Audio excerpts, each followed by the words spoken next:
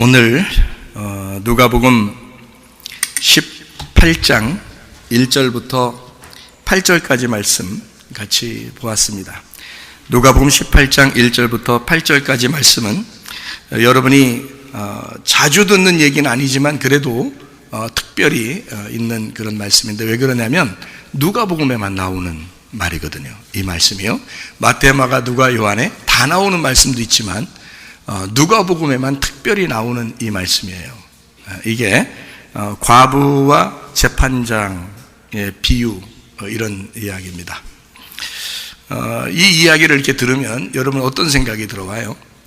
우리가 막 매달리고 기도하면 다 들어줄 거다, 이런 생각이 속에서 불현듯 일어나죠.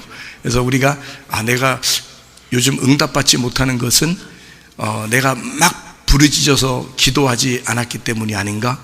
혹시 이런 과부처럼 이렇게 하지 못해서 내가 응답을 못 받은 것은 아닌가? 이런 생각이 들어올 때가 가끔 있죠. 그래서 이 과부처럼 내가 막 기도해야지, 그러면 하나님 들어주실 거야 라고 생각을 하게 되는데, 그렇게 해서 들어준 건 아니에요. 잘 생각해 보시면 그렇게 했기 때문에 들어줬다? 그건 아니라는 거죠. 그럼 어떻게 해서 이 과부의 기도를 들어주셨는가? 하나님은 재판장이라고 하는 사람이 들어줄 정도면 하나님은 오죽 들어주시고 싶겠습니까? 그렇죠? 그러면은 이 과부가 어떻게 이 응답을 받아낼 수 있었을까? 이거예요. 무작정 막 계속 매달리면 하나님 해주실 것이다? 그렇게 배운 사람들도 있겠죠? 근데 그렇다고 해준 것이라고 생각을 할까? 그게 아닐 수도 있잖아요. 잘 생각해 보시면 그래서 준 거는 아니란 말이에요. 안 해주려면요 계속 얘기해도 안 해줘요. 안 해줄 것 같으면. 그렇잖아요? 계속 한다고 안 해줄 거를 해주겠어요? 여러분? 예를 들어서 애가 엄마 칼 줘, 칼 좀 줘봐. 자기 딴에는 사과를 깎는다고 칼 달라고 했겠지만 엄마 입장에서는 애가 클 때까지는 칼 안 주는 거예요. 그렇죠? 근데 애가 그래도 줘 계속 달라면 엄마 못 이기는 척, 그래 과부의 재판장한테 과부가 그렇게 얘기할 때도 들어줬는데 내가 네 얘기를 왜 못 들어주겠냐, 칼 딱 줘. 말이 돼요? 말 안 되죠. 안 줄 거는 안 주게 돼 있어요. 그렇잖아요? 이렇게 생각을 하니까 여기에 있는 말도 아무리 외쳐대고 하나님 앞에 간구해도 안 되는 건 안 되는구나, 이걸 생각할 수 있겠죠. 근데 여기 지금 과부의 재판장은 지금 과부한테 이루어지게 했어요, 안 했어요? 이루어지게 했죠. 그러면 이게 지금 안 될 거를 되게 한 거예요? 될 거를 되게 한 거예요? 될 거를 되게 한 거예요. 어린 애가, 아들이 말이에요, 아무리 귀엽고 잘생겼어도 운전대를 그냥 막 맡길 수 있습니까? 여러분 운전하는 자동차에 갔다가 이제 아빠 좀 피곤하니까 네가 운전해라.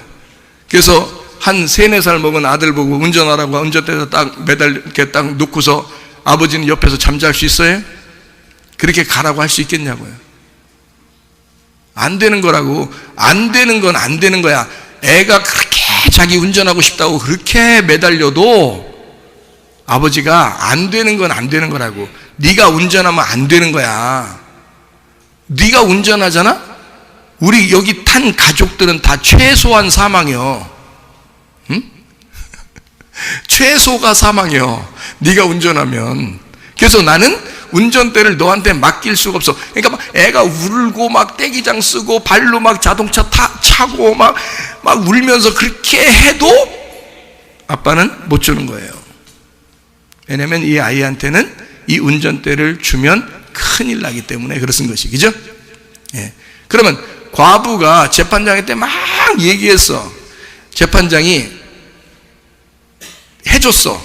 그러면 과부한테 지금 꼭 필요하다는 거예요? 안 필요하다는 거예요? 안 필요하고 도저히 주면 안 되는 거면 재판장이 주겠어요? 안 되죠.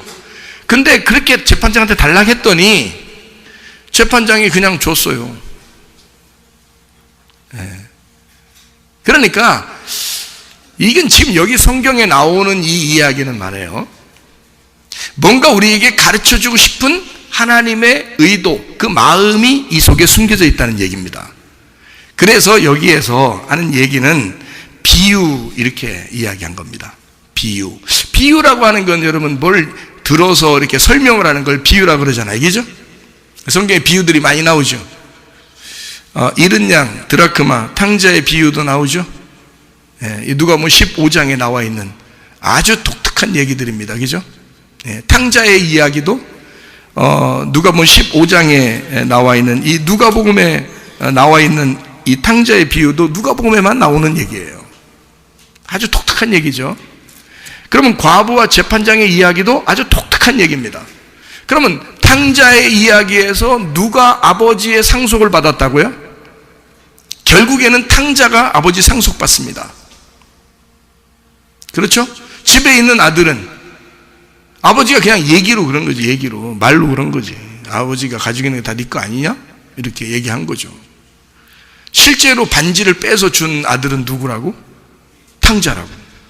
돌아온 탕자에게 반지를 빼줬다는 얘기는 자기 집의 주인이 되게 만들었다는 얘기예요. 반지가 도장이니까, 인감 도장이니까. 그 당시에 한마디로 말하면 성령의 인을 쳐줬다, 그 말이에요. 야, 그냥 쳐줘, 이거라고 쳐주자고, 그런 말이 아니에요. 성령의 인을 쳤다, 이 말이에요. 아주 도장을 찍어 확인했다, 그 말이거든. 그게 돌아온 탕자가 받는 축복이었다고요. 그러니까 그냥 형은 받을 수 없었는데 돌아온 탕자가 오히려 그런 축복을 받았더라. 자, 그러면 과부와 재판장의 이야기에서 여기 지금 재판장한테 누가 지금 축복을 받는 이야기를 나오는 거예요? 과부가 축복을 받는 이야기가 나온 거예요. 그럼 과부는 뭐 하는 사람을 과부라고 그러죠? 신랑 없는 사람을 과부라고 그런단 말이에요. 원래부터 없는 거예요? 아니면 있었는데 없는 거예요? 있었는데 없는 걸 과부라 그래요. 사람이 원래부터 없으면 덜 서운한데 있다가 없으면 서운해, 안 서운해? 서운해요. 있다가 없으면 굉장히 서운해요. 그러니까 홀로 되신 분들 있잖아요. 이제 사별하시고, 남편이 사별하고, 그다음에 홀로 계신 분은 생각할 때 과부 얘기만 나오면 이상하게 괜히 자기한테 얘기하는 것 같고, 그래서 기분이 조금 어때요? 마음이 좀 쓸쓸하고 씁쓸하고 뭐 그런 생각이 좀 들어오죠. 저희 아버님도 일찍 돌아가셨기 때문에 저희 어머님이 오랫동안 과부 생활을 하셨습니다. 진짜 뭐 하나님 남편 없었으면 정말 외로웠겠죠. 이렇게 과부라고 하는 건요, 남편이 있었는데 없는 사람을 과부라 그렇게 말하는 거예요. 그러니까 과부 이야기는 꼭 들어준다, 아무렇게나 막 들어주는 게 아니라 과부에게 꼭 필요한 얘기는 들어준다는 얘기예요. 어린 아이들한테 운전대 맡기지 못하고 칼을 맡기지 못하듯이 안 되는 건 안 되는 거야. 그렇죠? 근데 되는 거라면 간구해, 반드시 될 테니까, 그 말이거든요. 반드시 될 테니까. 자, 과부가 뭐라고요? 남편이 없는 사람을 과부라 그런다고요. 요한복음 4장에 보면 사마리아 여자가 나옵니다. 과부예요, 아니에요? 과부죠? 남편이 5명 있었고 그 다음에 6번째 있는 남편이 있었는데 여자는 바로 자기를 뭐라고 표현했어요? 예수님한테. 저 과부예요. 남편 없습니다. 그러잖아요. 요한복음 4장 읽어보면 다 아시죠? 사마리아 여자가 예수님한테 나 과부예요. 나 예수님 남편 없습니다. 그래요. 근데 그 남편이 있었다는 사실은 누가 알고 있었어요? 예수님이 알고 있었어요. 예수님이 알고 있으면서 너 남편 있잖아, 남편 있었잖아, 그리고 남편 있잖아, 근데 그것도 네 남편 아니잖아, 그 얘기를 해주니까 이 여자가 얼마나 놀랬겠어요. 자기 남편 없다고 얘기하는. 그러니까 한마디로 걸린 거죠. 어떻게 하다 걸린 거예요? 예수님 꼬시다가 예수님 꼬시다가 딱 걸려버려서 꼬시다 아주 이런 얘기예요. 그 여자는 알고 있었던 겁니다. 자기의 남편은 남편이 아니다라는 걸 알고 있었던 거고, 그래서 난 남편이 없습니다. 한마디로 말하면 쉽게 얘기해서 여기 누가복음 18장에 있는 나는 과부입니다 라고 표현한 거죠. 그러면 과부가 되면 특징이 뭐냐면요, 과부가 되면 이 땅에서 과부는 반드시 하나님이 자기가 남편이 되신다고 하는 겁니다. 그게 과부들에게 주어지는 축복이에요. 여러분, 이게 이사야 54장 1절부터 5절까지 말씀을 읽어봐야 여러분이 아시는 말씀이에요.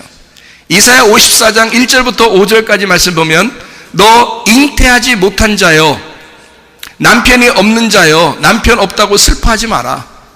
애기 못 난다고 너 괴로워하지 마라. 남편 없는 너 수치스럽게 생각하지 마라. 부끄럽게 여기지 마라. 하나님 여호와 하나님이 너의 남편이 되실 것이다 라고 말씀합니다. 그 약속의 말씀이 갈라디아서 4장에 이루어지는 거예요. 갈라디아 4장에 여자 2명이 나옵니다. 하나는 하갈이고 하나는 사라이에요. 이 하갈이라는 여자 남편이 누굽니까?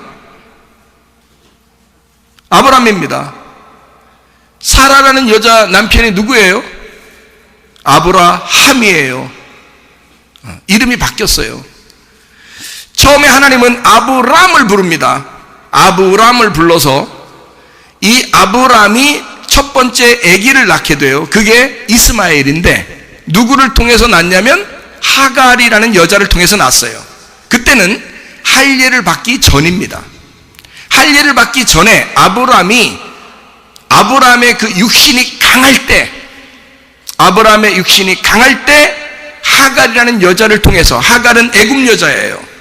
노예입니다. 종이에요. 그 여자를 통해서 이스마엘이라는 아들을 낳았어요. 할례를 받기 전이었습니다. 근데 사라를 통해서, 이제 하갈을 통해서 이스마엘 낳고 난 다음에 하나님은 아브라함에게 뭐라고 말하면 너 할례 받아라 그래요. 육신을 끊어란 얘기고, 그게 육신의 죽음을 의미합니다. 너 육신적으로 죽어야 된다. 너의 힘이 죽어야 된다는 말이고, 너의 지식이 죽어야 된다는 말이고, 너의 생각이 죽어야 된다는 말이고, 네가 이제까지 의지했던 남편이 죽어야 된다는 말이에요. 그게 아브람이었다는 것입니다. 아브람이 죽어야 돼. 그래서 하갈과 이스마엘을 낳고 난 다음에 하나님이 너 육체의 할례를 받아. 육체의 할례를 받고 마음의 할례를 받아. 육체의 할례, 마음의 할례를 받았어. 그리고 난 다음에 아들을 하나 주셨는데, 사라를 통해서 이삭이라는 아들을 주신 거예요. 그러니까 이스마엘이 나온 것과 이삭이 나온 것은 둘 다 아브라함이 낳았어요. 그런데 할례를 받기 전에는 이스마엘을 낳았고, 할례를 받은 후에는 이삭을 낳았다는 것, 그거 차이밖에 없어요. 둘 다 아브라함의 아들입니다. 옛날에는 한 명의 아내만 있었던 게 아니고, 그 당시에는 여러 명의 아내를 둘 수가 있었거든요. 그러니까 이스마엘이라고 해서 꼭 내쫓아야 되는 법은 없는 거예요. 근데 하나님이 이스마엘과 하갈을 내쫓으라고 그렇게 말씀하셨기 때문에 할 수 없이 내쫓은 겁니다. 아브라함이요? 누가 나오니까? 사라를 통해서 이삭이 태어나니까 쫓아낸 거거든요. 무슨 말인지 아시겠어요? 진짜 아들이 나오니까 먼저 낳았던 아들은 내보내는 거예요. 근데 그 아들도 아브라함 입장에서는, 땅의 입장에서 볼 때는 굉장히 귀한 아들이에요. 자기가 첫 번째 낳은 아들이고 그가 장자란 말이에요. 여러분 같으면 첫 번째 아들이라고 막 나가라고 하겠냐고. 여러분 같으면 부인이 여러 명이라고, 부인 2명이에요. 2명이라고 해서 첫 번째 그 아들을 낳은 장자, 그게 장자예요. 두 번째 아들을 낳은 장자 이제 찾아고, 그러면 첫 번째 아들하고 첫 번째 부인하고 내보내. 법적으로 뭐 상관없는데, 내보낼 필요가 없는데, 그런데 그렇게 해야 되면 여러분이 꼭 그렇게 하고 싶겠냐고. 기쁨으로 막 하고 싶겠어요? 안 된다고. 그건 기쁨으로 된 게 아니에요. 하나님이 명령하셨기 때문에 할 수 없이 그렇게 한 거예요. 이스마엘도 아브라함의 귀한 아들이에요. 그런데 하갈을 통해서 태어나게 되었다. 이것을 샘플로 두 말씀을 설명하려고, 두 언약을 설명하려고 요거를 갈라디아서 4장에서 설명한 거예요. 두 언약이다 이것은. 그래서 하갈을 통한 이스마엘은 시내산에서 있는 율법을 말한다. 시내산에서 율법 받잖아요. 모세와 같은. 그래서 모세를 하나님의 종이라고 하는 겁니다. 모세를 하나님의 종이라고 해요. 하나님의 아들이라고 하지 않습니다. 예수님, 새 언약을 가지신 예수님을 하나님의 아들이라고 그러죠. 그러니까 구약은 모세를 통해서 율법이 오게 한 것이고, 신약은 예수님을 통해서 복음이 오게 한 것이다. 이런 차이예요. 그거 두 언약을 설명하려고 한 거니까, 하나는 시내산을 통한 율법, 하나는 예루살렘을 통한 복음을 설명하려고 한 것이다. 그러니까 두 아들을 비교한 거죠. 그래서 하나는 하갈 이스마엘이라고 하는 이 아들을 낳은 것은 종을 통해서 낳은 것이다. 그도 아들이지만 네가 할례 받기 전에 네가 살아있는 상태에서의 아이를 낳은 거야. 다시 말하면 네가 땅의 남편으로서 낳은 것이다, 그 말이죠. 그러면 땅의 남편으로서 아들을 낳고, 이스마엘을 낳고, 그 다음에 바로 무엇이 이루어졌나요? 할례. 할례를 받고 난 다음에는 이제 할례라는 건 육체를 끊어버리고 죽여버리는 걸 말하는 거거든요. 그러면 그때 누가 죽은 거예요? 아브라함이 죽습니다. 아브라함이 죽으니까 이제는 아브라함이 더 이상 있어요, 없어요? 없죠. 이제 아브라함이 되는 거란 말이에요. 아브라함이라는 게 죽었단 말이에요. 그러니까 죽으니까 이 땅에 남편이 있어요, 살아있어요, 죽었어요? 죽었다고. 땅의 남편이 죽었으니까 여자는 뭐가 된 거예요? 과부가 된 거라고요. 그래서 사라가 과부가 된 거라고요. 처음에 나올 때는, 하란에서 떠나서 나올 때는, 생각해봐, 가나안 땅에 올 때, 나올 때는 누구하고 누구가 나왔어요? 아브라함과 사라가 나왔어요. 땅의 남편 하나 의지하고 사라가 같이 나왔거든요. 근데 할례를 행함으로써 아브라함이란 땅의 남편이 죽었어. 그러니 사라가 이제는 과부가 된 거야. 이해가 돼요? 사라가 과부가 되니까 이 과부된 여자가 아기를 낳을 수 있어요, 없어요? 없죠. 할례를 받아서 육체가 죽어버린, 아브라함이 죽어버린, 남편이 사라져버린 이 여자에게 이제는 누구의 아들을 낳겠냐 이 말이야. 하나님이 씨를 잉태하게 해서 하나님의 아들을 낳게 하는 거예요, 이 사라에게. 그래서 아브라함이 되고, 하나님이 할례를 받고 난 다음에 그 아브라함을 통해서 하나님의 아들을 심어놓는 거예요, 사라에게. 그러니까 사라가 낳은 아들은 하나님의 아들이 되는 거지. 이해가 되겠어요? 그래서 아브라함이 살아있을 때 낳은 아들은 이스마엘, 사람의 아들이 되는 거고요. 할례를 받고 난 다음에 아브라함이 이제 아이를, 씨를 줘서 아이를 낳는 것은 하나님의 아들이 되는 것이다. 이게 두 언약의 말씀이다. 그래서 구약의 율법을 신약의 복음이라는 예수가 완성시키는 것이다. 이거를 말씀하기 위해서 갈라디아서 4장을 설명한 것입니다. 자, 그러면 성경적으로 보면 이 땅에서 얘기 아니고 하늘에 있는 이야기로 본다면 성경적으로는 누가 아이를 낳아야 진짜 아들을 낳는 거예요? 과부가. 그렇죠. 과부가 아들을 낳아야 진짜 아들을 낳는 것이라 이 말이죠. 남편이 있는 자가 아들을 낳으면 진짜 아들이 아니라 가짜 아들을 낳는 거죠. 첫 번째 아담을 낳는 거죠. 근데 하나님의 아들, 할례를 받고 난 다음에 껍질이 벗겨지고 육체가 사라지고 내가 죽은 상태에서 하나님이 나의 남편이 돼서 과부인 나에게 씨를 심어서 진짜 알맹이를 나오게 할 때는, 그때는 이삭이라는 하나님의 아들이 잉태하고 출산하게 만들어 놓는다는 거죠. 그게 진짜 아들이라는 거죠. 이해가 되겠습니까? 그러니까 과부는 슬퍼해야 된다, 슬퍼하지 말아야 된다. 슬퍼하지 말아야 된다. 슬퍼하지 마라. 왜? 내가 너의 남편이 될 거니까. 하나님이 우리에게 말씀하시는 겁니다. 그러니까 이 과부는 무엇을 자기가 구해야 되겠어요? 나는 과부입니다 라는 것을 주장해야 되겠죠. 나는 과부입니다 라는 걸 주장하는 거예요.